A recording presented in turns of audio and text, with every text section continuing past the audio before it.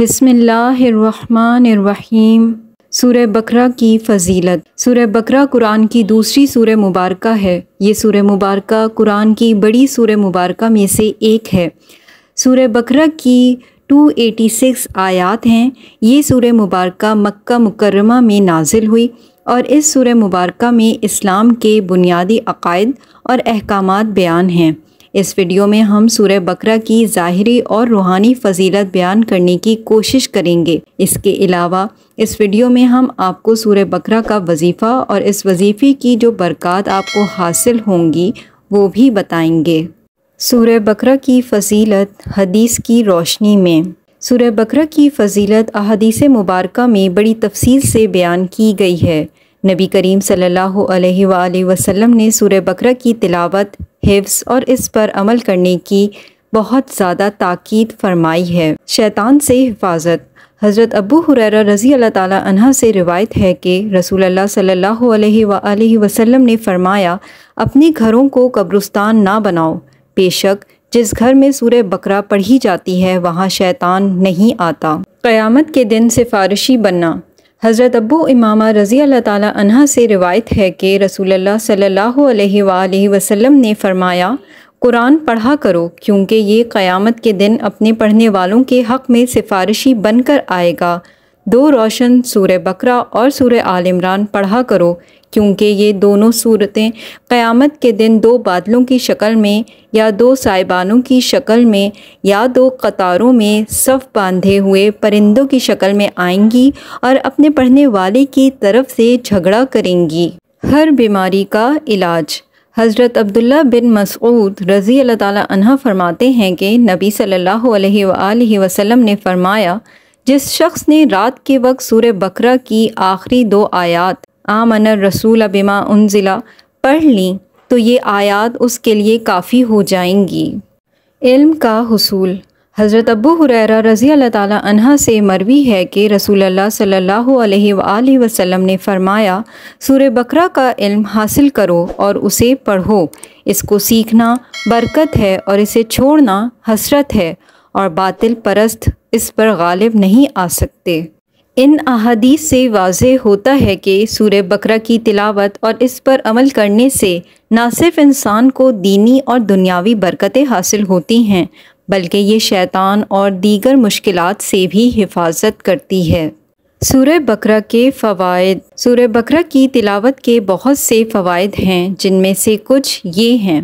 سورہ بقرہ کی تلاوت کی برکت سے مسلمان شیطان کے شر سے محفوظ رہتا ہے۔ اس سورہ مبارکہ کی برکت سے فرد کی زندگی کے ہر کام میں آسانی پیدا ہو جاتی ہے۔ سورہ بقرہ قیامت کے دن اللہ کی رحمت کا باعث بنتی ہے۔ یہ دنیاوی اور آخرت کے کاموں میں برکت لاتی ہے، یہ رزق میں اضافہ کرتی ہے، یہ گناہوں سے پاک کرتی ہے، یہ دلوں کو نورانی کرتی ہے۔ سورہ بقرہ کی تلاوت کرنے کا بہترین طریقہ یہ ہے کہ اسے ایک ساتھ مکمل کیا جائے۔ اگر یہ ممکن نہ ہو تو اسے روزانہ کچھ حصے میں پڑھا جا سکتا ہے۔ اگر کوئی بھائی یا بہن سورہ بقرہ کا وظیفہ کر لیتے ہیں تو اس وظیفے کی برکت سے انہیں اللہ کی بارگاہ سے بے حساب رزق، مال، دولت اور خیر و برکت ہمیشہ حاصل ہوتی رہے گی۔ سورہ بقرہ کی برکت سے بے گھروں کو گھر، بے اولاد خواتین کو اولاد، بے روزگاروں کو روزگار اور کنواری بیٹیوں کو ان کی پسند کا رشتہ جلد حاصل ہو جاتا ہے۔ سورہ بقرہ کی برکت سے گھر میں خیر و برکت، امن و سکون پیدا ہو جاتا ہے۔ سورہ بقرہ کی برکت سے فرد کو نظر بد، کالا جادو اور دشمن سے ہمیشہ کے لیے نجات مل جاتی ہے۔ میاں بیوی میں محبت پیدا ہو جاتی ہے اور اس کے علاوہ آپ کی جو بھی حاجت ہوگی وہ سورہ بقرہ کی برکت سے ہمیشہ پوری ہوتی رہے گی۔ سورہ بقرہ کی تلاوت ایک ایسا عمل ہے جو ہماری زندگیوں میں بہت سے فوائد لا سکتا ہے، اس لیے ہمیں چاہیے کہ ہم اس کی تلاوت کو اپنی روزمرہ کی زندگی کا حصہ بنائیں۔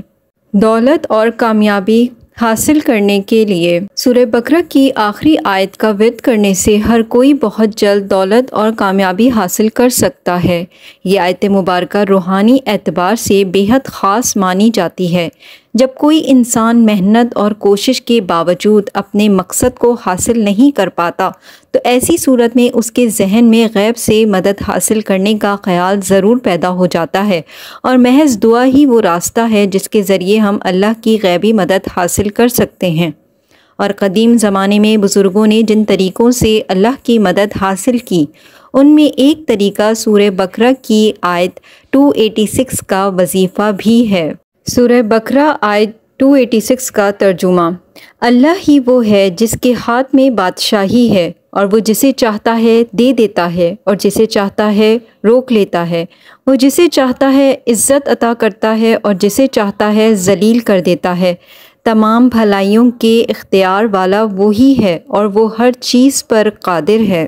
آخری آیت کا وظیفہ: اگر کوئی بھائی یا بہن دولت اور کامیابی حاصل کرنا چاہتے ہیں تو اس کے لیے وہ عشاء کی نماز کے بعد اول و آخر 10 مرتبہ درود پاک ورد کریں اور درمیان میں 286 مرتبہ سورہ بقرہ کی آخری آیت تلاوت کریں۔ یہ وظیفہ آپ نے 14 دن تک جاری رکھنا ہے۔ وظیفہ شروع کرنے سے پہلے آپ نے سورہ بقرہ کی آخری آیت کو تحریر کر کے اپنے پاس بھی رکھنا ہے اور اپنے گھر میں بھی رکھنا ہے، اور جب آپ کا وظیفہ مکمل ہو جائے تو آپ نے روزانہ 10 مرتبہ درود ابراہیمی اور 10 مرتبہ سورہ بقرہ کی آخری آیت ورد کرنے کی عادت ڈال لینی ہے۔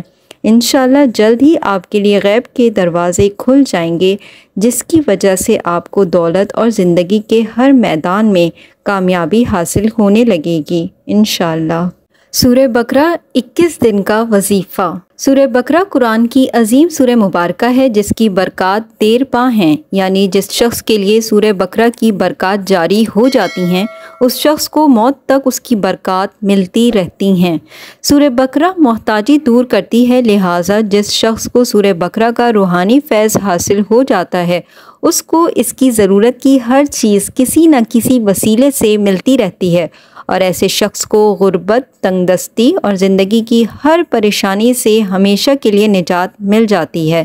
لہٰذا سورہ بقرہ کی روحانی برکات بتانے سے پہلے سورہ بقرہ کا وظیفے کا طریقہ سمجھ لیں۔ سورہ بقرہ کا وظیفہ کرنے کے بزرگوں نے مختلف طریقے بتائے ہیں۔ ہم سورہ بقرہ کا ایک ایسا وظیفہ آپ کو بتا رہے ہیں جو کہ 21 دن کیا جاتا ہے۔ یہ وظیفہ آپ 14 دن تک بھی کر سکتے ہیں۔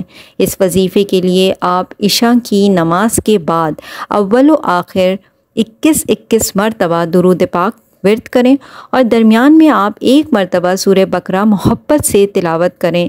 یہ وظیفہ اسی طرح آپ 21 دن تک جاری رکھیں۔ وقت اور نماز کی پابندی کا خیال رکھیں اور دوران وظیفہ آپ کچا پیاز استعمال نہ کریں۔ وظیفہ شروع کرنے سے پہلے آپ سورہ بقرہ کی آخری 2 آیات کو پاک سیاہی سے تحریر کر کے اپنے گھر میں بھی رکھیں اور اپنے پاس بھی رکھیں۔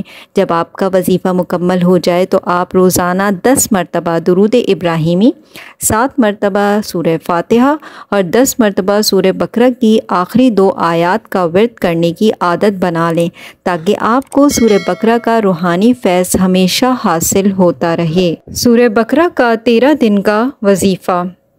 اسلامی مہینے کی پہلی تاریخ سے 13 تاریخ تک روزانہ 1 مرتبہ سورہ بقرہ کی تلاوت کرنا ہے۔ پورے دن میں تھوڑا تھوڑا پڑھ لیں یا ایک دفعہ بیٹھ کر پوری 1 مرتبہ تلاوت کر لیں۔